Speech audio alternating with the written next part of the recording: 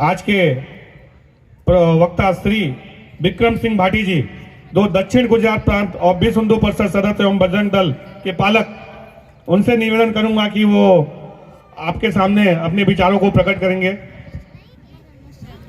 श्री विक्रम सिंह भाटी जी। भारत माता की। भोजन सबका बाकी है। यहाँ महाप्रसादी भी रखी है ना इंदर जी? महाप्रसादी है ना? थोड़ा आवाज बढ़ाइए। भारत माता की। दोनों हाथ उठाकर जय श्री राम का नारा लगाना है। जब भी कोई समाज दोनों हाथ उठाता है तो नए इतिहास की रचना करता है। जय श्री राम, जय श्री राम। आप मत बोलना, इनको ही बोलने देना। जय श्री राम। अभी लगता है आज विश्व हिंदू परिषद बजरंग दल सिलवासा प्रखंड के 6 दिसंबर सूर्य दिवस और स्नेह मिलन कार्यक्रम के अवसर पर उपस्थित परम पूज्य संत जूना अखाड़ा पूज्य शनि भारती जी महाराज, हमारे सभी के मार्गदर्शक और दक्षिण गुजरात प्रांत के कार्यकारी अध्यक्ष मान्य श्री राजेश भाई राणा, हमारे इस वलसाड जिला के अध्यक्ष श्री पीयूष भाई, इस कार्यक्रम के अध्यक्ष श्री आशीष भाई, हमारे इस जिला के जिला मंत्री श्री अमित भाई, हमारे विभाग संगठन मंत्री श्री धाकल भाई, हमारे प्रांत के सामाजिक समरसता के संयोजक श्री अजीत सिंह जी, हमारे इस उपाध्यक्ष श्री नरेंद्र जी और अपने इस सिलवासा प्रखंड के अध्यक्ष श्री इंदर जी, हिमांशु जी, प्रखंड की महिला संयोजिका श्री अंजना बहन और यहाँ उपस्थित हमारे वनवासी कल्याण आश्रम के प्रांत संगठन मंत्री श्री जगन जी और यहाँ उपस्थित सभी जिला विभाग और इस प्रखंड के कार्यकर्ता भाइयों और बहनों, बहुत ही सुंदर कार्यक्रम चल रहा है और सभी चुपचाप बैठे, कभी कभी नारा भी लगाते हैं। एक कवि बहुत अच्छी बात कहता है कि ताली वे नहीं बजाते जिन्हें कोई गम होता है, अरे ताली वे ही बजाते हैं जिनके हाथों में दम होता है। जय जय श्री राम। जब देश धर्म राष्ट्र की बात चल रही है फिर भी कोई ताली नहीं बजाता तो मैं नहीं, वो कवि कहता है अगले जन्म घर घर जाकर ताली बजाना पड़ेगी। मित्रों, आज हम इस शौर्य दिवस के उपलक्ष्य में एकत्रित हुए हैं। 6 दिसंबर 1992 के दिन हम सब हिंदू हैं और हिंदू आध्यात्म में विश्वास करता है। 6 दिसंबर 1992 के दिन क्या था? उस दिन गीता जयंती थी। इसलिए संतों ने तय किया था कि 6 दिसंबर 1992 की द्वितीय कार सेवा अयोध्या में गीता जयंती पर करेंगे। इस बार वो गीता जयंती 22 दिसंबर को है, लेकिन 6 दिसंबर सारे देश भर में हम मानते हैं, इसलिए सारा मन में उत्साह रहता है।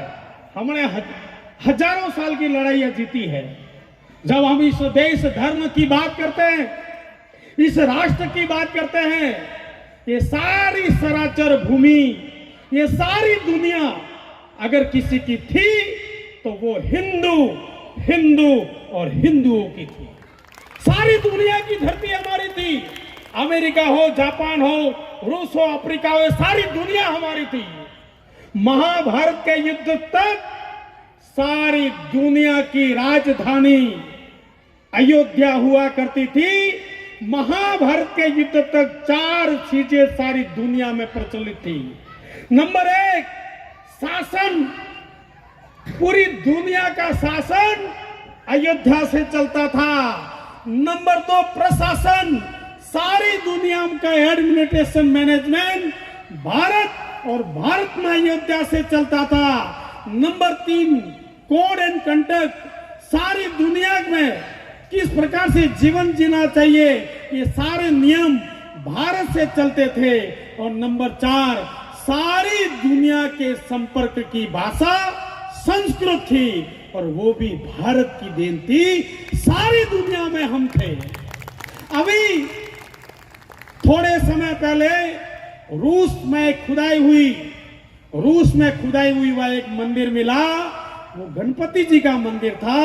रूस के आर्कोलॉजी डिपार्टमेंट ने कहा ये मंदिर 15,000 साल पुराना है। इसका अर्थ यह है रूस में भी हिंदू रहता था। अभी थोड़े समय पहले लंदन के पास में एक नदी बहती है, उसका नाम है टेम्स नदी। टेम्स नदी के पास खुदाई हुई, वहां एक शिव मंदिर मिला। लंदन के आर्कोलॉजी डिपार्टमेंट ने कहा वो 3,500 साल पुरानी मूर्ति है। इसका अर्थ है लंदन में भी हम थे, सारी दुनिया में हम थे। हम कहते थे सर्वे भवन्तु सुखिनः, हम कहते थे कृणवन्त विश्वमार्यम, हम श्रेष्ठ है, सारी दुनिया को श्रेष्ठ बनाएंगे। ऐसे शुद्ध पवित्र भाव वाला हिंदू संगठन की कमी हो गई और देश में विभिन्न प्रकार के षड्यंत्रकारी, विभिन्न प्रकार के आक्रमणकारी आते हैं और इस भारत माता को हम कहते हैं, इस अखंड भारत का हम नारा लगाते हैं। इस अखंड भारत को 24 बार भारत माता को काटा गया। अंग्रेजों से पहले 17 बार हिंदुस्तान को काटा था। अंग्रेजों ने जाते जाते 7 बार हिंदुस्तान को काटा। सन 1876 अफगानिस्तान, कल के चंद्रवंशी राजपूतों का अफगानिस्तान, आज के पठानों का अफगानिस्तान हमारा था। 1876 में काट कर अलग कर दिया। सन 1904 नेपाल अलग कर दिया। सन 1914 तिब्बत अलग कर लिया। सन 1935 लंका अलग कर दिया। और 14 अगस्त की रात को 12 बजे के बाद भारत माता की 2 भुजाएं पाकिस्तान और बांग्लादेश अलग कर दिया। 24 बार इस देश को काटा है। मित्रों, सारी दुनिया की भूमि हमारी थी, सारी दुनिया में हम राज करते थे। राजा हर्षवर्धन सारी दुनिया में राज करते थे। भगवान श्री राम चक्रवर्ती राजा थे, इसका अर्थ है सारी दुनिया में राज करते थे। सारी दुनिया में हम थे। 712 में पहला मुस्लिम आतंकवादी हिंदुस्तान के सिंध की धरती पर आता है। हम कहते हैं कि हमारी उम्र कितनी है? मित्रों, ये सृष्टि, ये सनातन 200 करोड़ साल पुराना है, आज का नहीं है।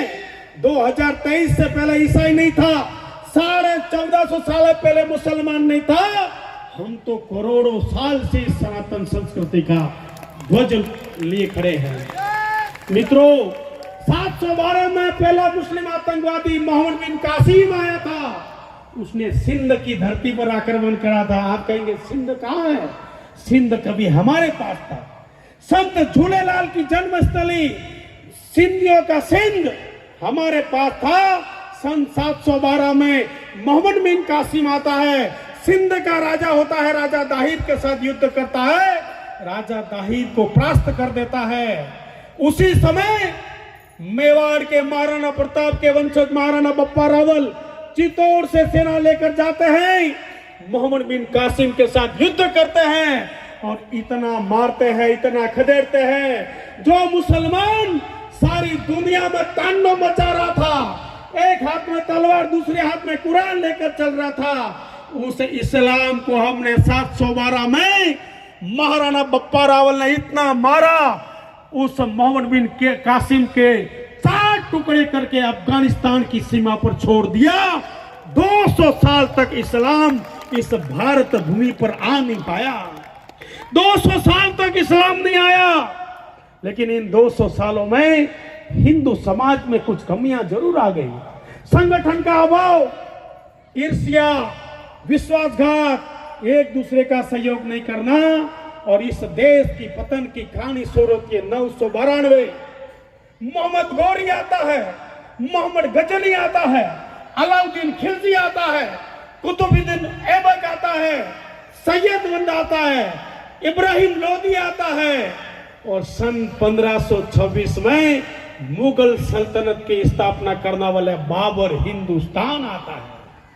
मित्रों, हमने सभी के साथ संघर्ष किया है।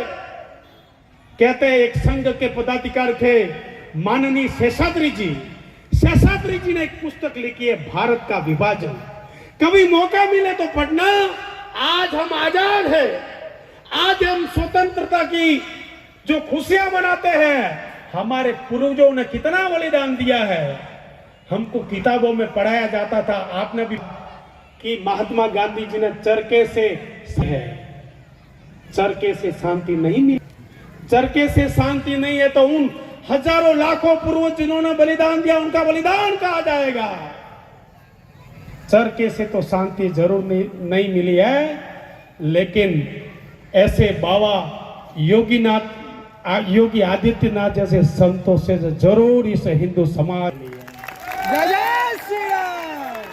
मित्रों कहते हैं इस देश धर्म को बचाने के लिए मुंह में जय श्री राम होना चाहिए, दिमाग में नाथुराम होना चाहिए और हाथ में परशुराम होना चाहिए, तो इस धर्म की हम रक्षा कर सकते हैं। जब हम तो शेषाद्री जी ने अपने पुस्तक में लिखा कि इस देश की आजादी के लिए मुगलों से लेकर अंग्रेजों तक 45 करोड़ हिंदुओं के बलिदान के बाद ये आजादी मिली है। 15 अगस्त के दिन की सारे स्कूलों में गीत बजता है, दे दी हमें आजादी बिना खड़क बिना ढाल। ये आजादी बिना खड़क बिना ढाल तो भगत सिंह का बलिदान कहा जाएगा, सुखदेव राजगुरु का बलिदान कहा जाएगा, मेवाड़ के महाभारती के लाल महाराणा प्रताप का बलिदान कहा जाएगा, महाराष्ट्र की सह्याद्रियों के पर्वतमाला के छत्रपति शिवाजी महाराज का बलिदान कहा जाएगा, मध्य प्रदेश की धरती से चंपत राय और छत्रसाल राय का बलिदान कहा जाएगा, पंजाब के मैदानों से गुरु गोविंद सिंह राजा रंजीत सिंह जी का बलिदान कहा जाएगा, बंगाल की धरती से सुभाष चंद्र बोस का बलिदान कहा जाएगा। इसलिए इस देश में शांति हमारे बलिदानी वीरों क्रांतिकारियों के कारण मिली है। जब इस राम जन्मभूमि की बात में इतिहास इसलिए कहते हैं, ये मंदिर सामान्य नहीं है, इस मंदिर कोई भूमि का टुकड़ा नहीं है। अगर सुप्रीम कोर्ट कहता कि राम जन्मभूमि पाकिस्तान में, तो क्या हिंदू मानते? भगवान राम का जन्म अयोध्या में हुआ है और सन 1526 में बाबर हिंदुस्तान आता है। बाबर का सेनापति मीर बाकी 1528 में जाकर हमारे भगवान राम के मंदिर का निर्माण किया था। राजा विक्रमादित्य द्वारा निर्माणित मंदिर को तोड़कर वह बाबरी ढांचा बनाता है। मित्रों, राम जन्मभूमि के लिए हिंदू समाज ने 1, 2 या 3 लड़ाई नहीं लड़ी, 76 लड़ाई हिंदू समाज ने राम जन्मभूमि के लिए लड़ाई लड़ी है। गिनाता हूं, बाबर के समय हिंदू समाज ने राम जन्मभूमि के लिए बाबर के सामने 35 लड़ाई लड़ी, अकबर के सामने 22 लड़ाई लड़ी, हुमायूं के सामने 18 लड़ाई लड़ी, अयोध्या का नवाब था उसके सामने 7 लड़ाई लड़ी, अंग्रेजों के सामने राम जन्मभूमि को बचाने के लिए 5 लड़ाई लड़ी। कुल मिलाकर हिंदू समाज ने इस राम जन्मभूमि के लिए 76 लड़ाई लड़ी है और इन 76 लड़ाई में 4.5 लाख हिंदुओं का बलिदान हुआ है। मित्रों, 4.5 लाख हिंदुओं का बलिदान हुआ है। यह मंदिर, भगवान राम का मंदिर तो इस देश में लाखों होंगे, केवल अयोध्या में ही भगवान राम के 800 मंदिर है। जन्म स्थान का सवाल है। और बाबरी जो ढांचा खड़ा था, कहते हैं मुगलों ने अपने काल में इस हिंदुस्तान में 3 लाख से ज्यादा हिंदू मंदिरों को तोड़ा है। आज भी हम देख रहे हैं, अभी राजेश जी ने बताया कि अयोध्या तो एक जाकी है। मित्रों, काशी मथुरा काशी मथुरा। कुछ लोग कहते हैं कि इस सरकार ने पेट्रोल का 100 रुपया भाव कर दिया। अरे मित्रों, पेट्रोल 200 रुपया हो तो भले हो, अगला शिला पूजन मथुरा में होना चाहिए। हम इस देश में जब राम जन्मभूमि की बात आई, राम जन्मभूमि के लिए सैकड़ों लाखों हिंदुओं ने बलिदान दिया। जब इस देश में कहते हैं 1935 में भगवान राम के जन्म स्थान पर अचानक रोशनी प्रकट हो गई, हजारों हिंदू एकत्रित हुए। उस समय का एक मुस्लिम था, उस समय वो इंस्पेक्टर था, मोहम्मद करके, उसने वहां ताला लगा दिया, दूर से दर्शन कर सकते हो। कोर्ट की प्रक्रिया शुरू। मित्रों, आप सबको जानकारी होनी चाहिए, 4 केस राम जन्मभूमि के कोर्ट में फाइल हुए हैं। नंबर 1, 1952 में पहला केस किया था, उसका नाम था गोपाल सिंह विशारद। 1959 में दूसरा केस हुआ था, उन्होंने किया था निर्मोही अखाड़े ने। 1961 में तीसरा केस हुआ था, वो उन्होंने किया था बाबरी एक्शन कमेटी मुसलमानों ने। और चौथा केस विश्व हिंदू परिषद उत्तर प्रदेश के अध्यक्ष थे देवकी नंदन अग्रवाल। देवकी नंदन अग्रवाल ने कहा कि भगवान राम नाबालिग है, भगवान राम मेरे मित्र है। अपने इस देश में एक सुविधा है कि अगर कोई नाबालिग है तो कोई उसका मित्र, कोई उसका संबंधी कोर्ट में केस सकता, नाबालिग केस नहीं कर सकता। भगवान राम लला नाबालिग है, मैं उनका मित्र हूं और मैं उनकी ओर से केस कराऊं कि ये जमीन मेरी है। और ये चारों केस चले। जब ये केस चल रहे थे तब 77वीं लड़ाई संघ विश्व हिंदू परिषद ने संतों के नेतृत्व में हाथ ली। वो तारीख थी 8 अप्रैल 1984। 8 अप्रैल 1984 को दिल्ली के विज्ञान भवन में विश्व हिंदू परिषद एक सारे देश के संतों की मीटिंग बुलाता है। सारे देश भर के 750 संत वहां आते हैं और सारे संत कहते हैं भगवान राम के जन्म स्थान पर ढांचा हटाओ और मंदिर का निर्माण करो। क्या करना? इस देश के हिंदुओं को वापस जगाओ। सारे देश में राम जानकी रथ यात्रा का आयोजन करो। और राम जानकी रथ यात्रा का आयोजन हुआ 1984 में। 8 अक्टूबर 1984 को तत्कालीन प्रधानमंत्री इंदिरा गांधी जी की हत्या हो जाती है। सारा देश 1 वर्ष के लिए शोक में चला जाता है। पुनः 1985 को सारे देश भर में राम जानकी रथ यात्रा जाती है। मित्रों, 2.25 लाख गांवों में राम जन्मभूमि की ये राम जानकी रथ यात्रा जाती है। और इतना जबरदस्त हिंदुओं में उत्साह खड़ा हो जाता है कि सरकार को उस समय उत्तर प्रदेश के मुख्यमंत्री थे वीर बहादुर सिंह और उस समय फैजाबाद के कलेक्टर थे के पांडे ने 1 फरवरी 1986 को आदेश देते हैं कि इस भगवान राम का ताला खोल लो। विश्व हिंदू परिषद संघ संतों के नेतृत्व में ये पहली राम जन्मभूमि की लड़ाई। मित्रों, संगठन शक्ति से लड़ने से कितना फर्क होता है। 1984 को लड़ाई हाथ में ली, 1986 में ताला हट गया। 2 साल में हमने पहली जीत शुरू कर दी। सारे देश भर में राम पादुका पूजन के कार्यक्रम हुए, राम ज्योति के कार्यक्रम हुए और 1989 को शिला पूजन के कार्यक्रम से सारे हिंदुस्तान में कहा सारे देश भर से शिला पूजन करके लाइए, भगवान राम का भव्य मंदिर का निर्माण करेंगे। मित्रों, 1.25 रुपया और शिलाएं कितनी? 2,71,162 गांवों में से शिलाएं अयोध्या पहुंचती है। 1.25 रुपया पहुंचता है और तारीख तय होती है 9 नवंबर 1989। शिला पूजन का कार्यक्रम, सारे देश के शंकराचार्य हाजिर थे, बड़े बड़े संत हाजिर थे, बड़े बड़े उद्योगपति हाजिर थे।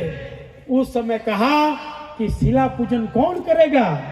तब कहा कि सबरी के राम, भगवान राम ने त्रेता युग में सबरी के एठे बेर खाकर इस देश को सामाजिक समरसता का भाव दिया था। और संतों ने कहा कि शिला पूजन कौन करेगा, तो बिहार के एक हरिजन समाज के जो हमारे कार्यकर्ता थे उनका नाम था कामेश्वर चौपाल। कामेश्वर चौपाल जी के हाथ से भगवान राम के शिला पूजन का कार्यक्रम किया गया। 1990 जून में एक विश्व हिंदू परिषद की प्रयाग में बैठक होती है। तय होता है कि हम 30 अक्टूबर 1-2 नवंबर अयोध्या में हम कार सेवा करेंगे। संत जब तारीख तय करते तो उसके पीछे कुछ कारण होता है। 30 अक्टूबर को क्या था? 30 अक्टूबर को देवोत्थानी एकादशी थी। 30 अक्टूबर 1-2 नवंबर सारे देश में संत गए, संघ गया, विश्व हिंदू परिषद गया। अयोध्या में भगवान राम के लिए कार सेवा करेंगे। सारे देश में जय श्री राम के नारे लगे। बच्चा बच्चा राम का, जन्मभूमि के काम का सारे देश में नारे लग गए और सारे देश में घोषणा हो गई। उसी समय उत्तर प्रदेश में मियां मुलायम सिंह वाका मुख्यमंत्री था। उसने घोषणा की कार सेवा उत्तर प्रदेश में। अरे कार सेवा तो छोड़ो, परिंदा भी पैर रखने नहीं दूंगा अयोध्या में, ऐसी घोषणा की। अयोध्या से फैजाबाद में आते हजारों बंकर बना दिए। अयोध्या की सीमाएं जेसीबी से खुदवा ली, बैरिकेड लगा दिए, हजारों पुलिस को लगा दी, ट्रेन बंद कर दी, बस बंद कर दी। लेकिन हिंदू समाज जो संकल्प लेता है उसको पूर्ण करता है। इतनी पाबंदियां लगा दी, ठीक 30 अक्टूबर के दिन लाखों कार सेवक अयोध्या में पहुंच जाते हैं। मियां मुलायम की सरकार बौखला जाती है कि इतना प्रतिबंध लगा, फिर भी लाखों लोग आ गए। मित्रों, लाखों लोग आ गए, सरकार बौखला गई और शूट एंड साइट के ऑर्डर दिए। हमारे संतों की हत्या कर दी गई, गोली मार दी गई। एक महिला आई थी, हाथ में 1.5 साल का बच्चा था, उस बच्चे को गोली लग गई। एक पत्रकार ने कहा कि आप कार सेवा में आए हो, आपके बच्चे को गोली लग गई है। वो भारत की महिला कहती है कि भगवान राम के लिए ऐसे मेरे कितने बच्चे बलिदान कर दूं तो अभी मैं कार सेवा में जरूर आती। ये भारत की नारी शक्ति का काम। हजारों कार्यकर्ताओं की लाशें सरयू में बहा दी। सरयू नदी अयोध्या के पास में नदी है, उस नदी का रंग लाल हो गया। इतना भयंकर नरसंहार हुआ। अंग्रेजों ने, मुगलों के टाइम में जब हुआ था ऐसा नरसंहार, मुलायम सिंह की सरकार ने की। उन सभी हजारों कार्यकर्ताओं की सांकेतिक अस्थि विसर्जन का कार्यक्रम हरिद्वार में रखा। गोली मारने से हम रुक जाएंगे, कतई नहीं हुआ। सारे देश भर में संतों ने कहा हस्ताक्षर अभियान चलाइए। 1991 में हस्ताक्षर अभियान चला, सारे देश भर में हस्ताक्षर चला। कितना? लगभग 10.5 करोड़ हिंदुओं ने हस्ताक्षर किया। किस लिए? कि भगवान राम के जन्म स्थान पर मंदिर बनना चाहिए। लगभग 90 लाख मुसलमानों ने कहा कि हमारे पूर्वज भी हिंदू है, उन्होंने भी हस्ताक्षर किए, और 1 लाख से ज्यादा ईसाइयों ने भी हस्ताक्षर किए। मुस्लिम, ये देश बदल रहा है। अभी थोड़े समय मैंने देखा था यूपी में, आप सब भी जानते हैं, इस देश में वसीम रिजवी भी अब जितेंद्र नारायण प्रसाद बन गया है। इसलिए सुन लो, अब्दुल और महमूद, इस देश में रहना है तो अमित भाई और मदन भाई बनकर रहना होगा। अफजल और कसम बनने की कोशिश कर दी तो फांसी पर लटका दिए जाओगे। ये देश अब वो वाला देश नहीं रहा है। ये देश 56 इंच की छाती वाला देश है। कभी पाकिस्तान हमारे सेना को रात को गोली मार देते थे, सीज फायर करता था। ये देश बदल गया है। अब इस देश के सैनिक रात को पाकिस्तान में घुसकर सर्जिकल स्ट्राइक करना भी जान गया है। कभी इस देश में कहा जाता था कि एक गाल पर थप्पड़ मारो तो दूसरा आगे करो। ये देश बदल गया। अगर किसी हिंदू के एक गाल पर थप्पड़ मारा तो जिस मुस्लिम के हाथ से थप्पड़ मारा उसके हाथ काटकर उसके हाथ में दे दिए जाएंगे। ये देश बदल गया है, जय श्री राम। ये देश बदल गया है। इसलिए कहा जाता है कि इतना हस्ताक्षर होने के बाद पुनः संत एकत्रित होते हैं और कहते हैं हम वापस कार सेवा करेंगे। तारीख तय होती है आज की दिन 6 दिसंबर, लेकिन उस दिन थी 6 दिसंबर गीता जयंती। सारे देश भर में घोषणा हो जाती है। उत्तर प्रदेश की मियां मुलायम की सरकार हिंदू समाज नकार देता है। भगवान राम समर्थित सरकार आ जाती है। कल्याण सिंह जी मुख्यमंत्री बन जाते हैं और कार सेवा होती है। मित्रों, हजारों लाखों बंधु आते हैं, सभा चलती है, संतों के प्रवचन चल रहे थे। अचानक सभी हिंदू समाज जो लोग उपस्थित थे उनमें हनुमंत शक्ति प्रकट हो गई। हनुमान जी अगर आते हैं तो क्या करते हैं? चमत्कार करते हैं। हमारे बजरंग दल के संदर्भ में मैंने कहा कि चादर फादर निकट नहीं आवे, बजरंग दल जब लठ बजावे। चादर फादर निकट नहीं आवे, बजरंग दल जब लठ बजावे। इसलिए हनुमंत शक्ति प्रकट हो गई और 11:30 बजे जय श्री राम के नारों के साथ गुम्बद पर चढ़ गए और 450 साल तक जो हिंदू समाज के नाक के कलंक के स्वरूप में जो ढांचा खड़ा था, हमारे हिंदू समाज के लोगों ने अपने मुष्टि प्राण तोड़कर उस ढांचे को गिराकर मंदिर का निर्माण कर दिया था और सारी दुनिया को बता दिया था कि हिंदू अब जाग गया है, अब हिंदू को कोई रोकने वाला नहीं है। वहां मंदिर तो 1992 को बन गया था, अब तो हम भव्य मंदिर बना रहे हैं। मंदिर तो बन गया था, भव्य मंदिर बना रहे हैं। 1992 की कार सेवा में सारी दुनिया ने कहा कि हिंदू अब संगठित हो गया है। हम सब जानते हैं केंद्र सरकार ने भूमि अधिकृत कर ली। सारे फैजाबाद के सारे केस इलाहाबाद हाईकोर्ट में ट्रांसफर हो गए। इलाहाबाद हाईकोर्ट में लगातार ये चल रहा था। इलाहाबाद हाईकोर्ट का फैसला आया 30 सितंबर 2010 को। 30 सितंबर 2010 के दिन सारी दुनिया के हिंदुओं की नजर टीवी पे थी कि इलाहाबाद हाईकोर्ट फैसला क्या देता है। 3 जज थे, एक का नाम था धर्मवीर शर्मा, दूसरे का नाम था सुधीर अग्रवाल और तीसरे का नाम था एस.सी. खान। इलाहाबाद हाईकोर्ट के तीनों जजों ने कहा यही भगवान राम की जन्मभूमि है, लेकिन उन्होंने एक बात कही कि उसके हम 3 टुकड़े करेंगे। एक भाग राम जन्मभूमि न्यास को देंगे, एक भाग निर्मोही अखाड़े को देंगे और एक भाग हम मुसलमानों को देंगे। हिंदू समाज को मंजूर नहीं था और ये सारा केस सुप्रीम कोर्ट में चला गया। जब केस चल रहे थे 2002 में 27 फरवरी याद होगी आपको, 23, 24, 25 3 दिन अयोध्या में श्री राम जय राम जप का कार्यक्रम था। वहां से साबरमती एक्सप्रेस से हिंदू आ रहे थे। गोधरा में 27 फरवरी को 59 हिंदुओं को उन्होंने जलाया था। उन्होंने जिहादी मानसिकता दर्शाई थी, लेकिन गुजरात के हिंदुओं ने 28 तारीख को गुणिया 500 करके हिसाब चुकता कर दिया। पहली बार मीडिया में मुसलमान रोया था, गुजरात के हिंदुओं के बलिदान।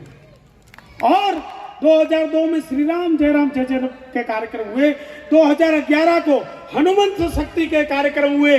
2018 को सुप्रीम कोर्ट के जज ने कहा राम जन्मभूमि का विषय हमारे लिए कोई प्राथमिकता का नहीं है, उससे भी बड़ा हमारे लिए कई विषय है।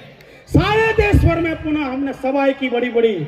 हमारे रामलीला मैदान में भी वापी में सभा हुई थी 2018, सारे देश भर में हुई थी।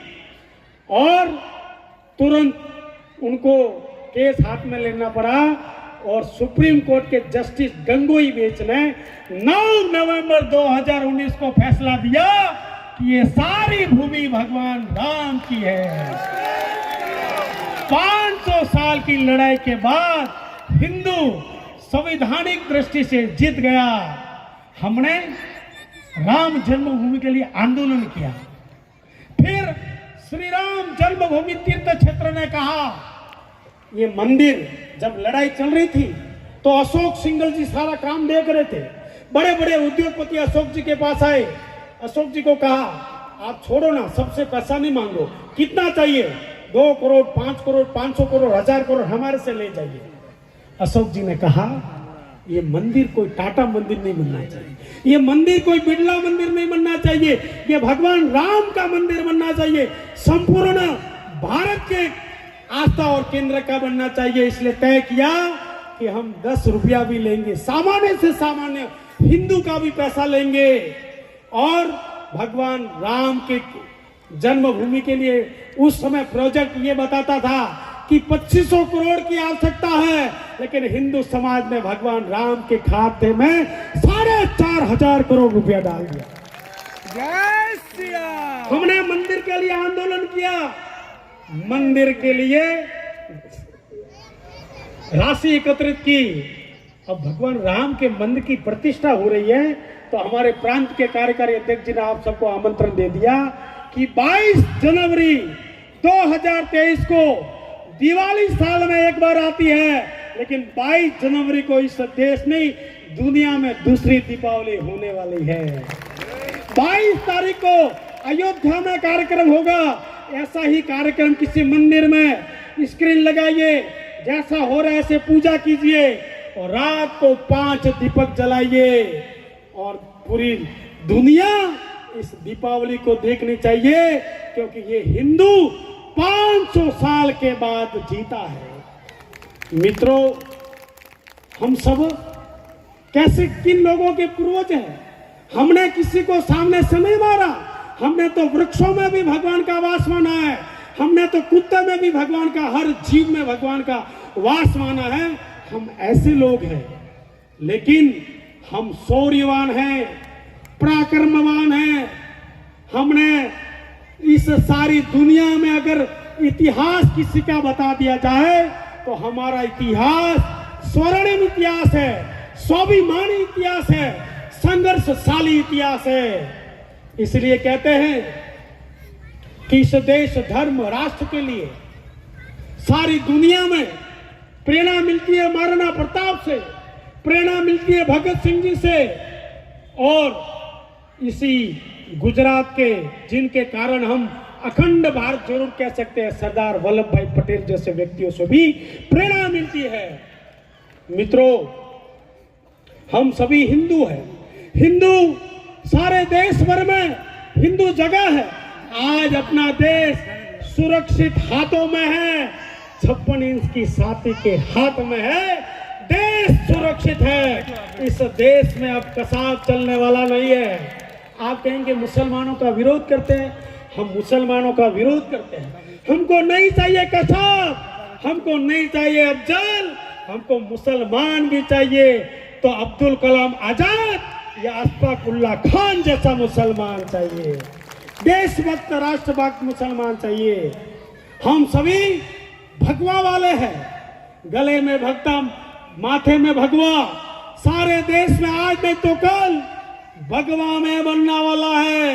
अभी आपने 2 दिन पहले देखा होगा, राजस्थान भगवा में हो गया, मध्य प्रदेश भगवा में हो गया, छत्तीसगढ़ भगवा में हो गया, सारा देश भगवा में होने वाला है, क्योंकि भगवा राजा मानता है। अगर कभी भी कोई राजा युद्ध में जाता था तो भगवा पहन कर जाता था। हमारा इस संगठन की दृष्टि से ये जिला वलसाड़ है। वलसाड़ का आम सारी दुनिया में फेमस है। कुदरत ने भी कैसा बनाया कि फलों का राजा आम को भी अगर राजा बनना पड़ता है तो उसको भी हरे में से केसरिया बनना पड़ता है। जो आम हरे में से केसरिया नहीं बना, उस आम को हमारी माताएं बहन कर काट कर अचार डाल देती है। इसलिए भगवा इस देश की नियति है। आइए इस देश, इस धर्म, इस राष्ट्र के लिए हम काम करें। जितना समय हमको दिया है भगवान ने, अपना जीवन यापन करते हुए इस देश, धर्म की, राष्ट्र की रक्षा करें। मंदिर बनने वाला है, 6 दिसंबर का उत्साह है, इसलिए कहा जाता है, एक कहानी कह के मेरी बात को पूरा करूंगा। मित्रों, ये सारा परिणाम संगठित शक्ति के कारण है।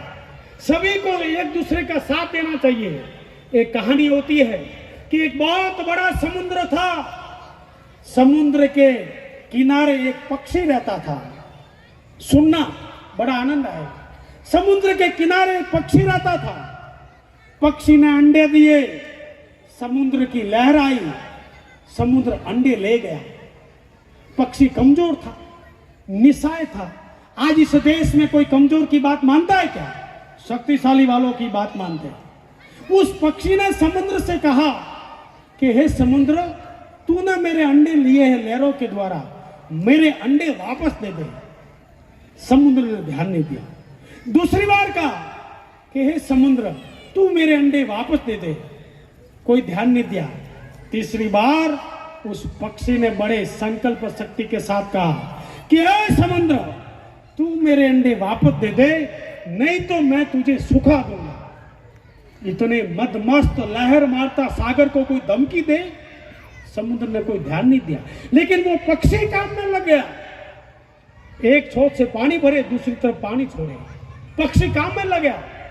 जैसे अभी हमने कहा कि 1 जनवरी से 15 जनवरी हिंदुस्तान के 5.5 लाख 6 लाख गांव में रहने वाला प्रत्येक हिंदू को राम जन्मभूमि के प्राण प्रतिष्ठा का आमंत्रण देने वाले हजारों लाखों कार्यकर्ता काम में लगेंगे। वहां से सूचना आई, गांव तक जाएगी। वैसे पक्षी काम में लग गया। एक छोर से पानी भरे, दूसरे से छोड़ा। दूसरा पक्षी आया। पक्षी क्या कर रहा है? बोले मेरे अंडे समुद्र ने लिया है, समुद्र अंडे दे नहीं रहा है, मैं समुद्र को सुखा रहा हूं।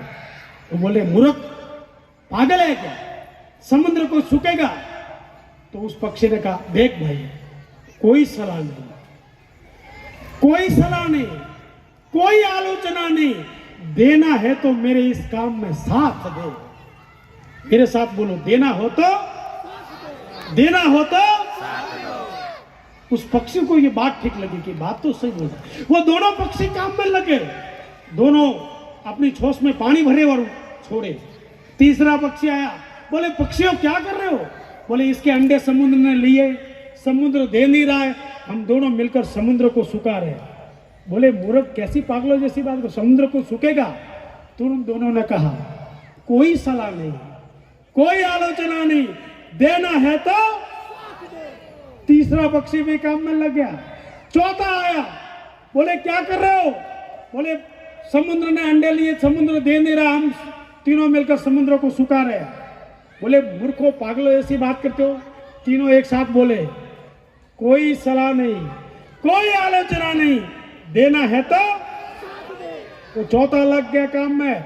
धीमे धीमे ये बात पक्षियों के समाज को मालूम पड़ गई। बोले ऐसा हुआ, लाखों पक्षी एक दिशा में आ रहे थे। गरुड़ भगवान मिल गए। बोले पक्षियों कहां जा रहे हो? तो पक्षी बोलते, भगवान, जात धर्म का सवाल है। हमारे एक समाज के एक पक्षी के अंडे समुद्र ने ले लिए, समुद्र दे नहीं रहा है, हम समुद्र को सुखाने जा रहे हैं। गरुड़ भगवान ने कहा, क्या मूर्खों जैसी बात कर रहे हो? समुद्र को सुखेगा? तुरंत पक्षियों ने क्या कहा? कोई सलाह नहीं, कोई आलोचना नहीं, देना है तो।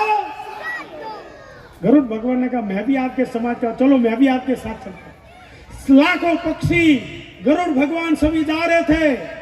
विष्णु भगवान मिल गए।